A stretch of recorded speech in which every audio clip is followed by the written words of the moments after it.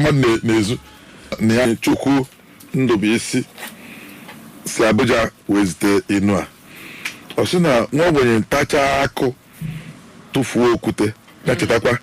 na ụgani kpọ n'afọ a ga-akpọ n'afọ ọzọ. Mike bụ Ọnịcha ka o si wee zite inu nke ọ sị na mgbada si na ya kpụ okwu n'ọnụ ewee gbuo ya na ewere ekwe ịgba na-ekwutọpụ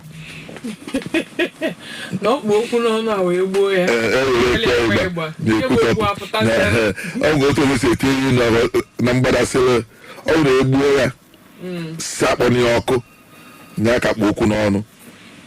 n'otu oke nke ụzọ ga-esi etinye inu afọ ọ ya mere na egbuo mgbada ada akpọ mgbada ọkụ chacha. Inu nke abụọ sịrị na ihe siri esi na-agụ ọkụkọ mana o jide nke ono na ndụ. Ihe siri esi na-agụ ọkụkọ. Ihe siri esi na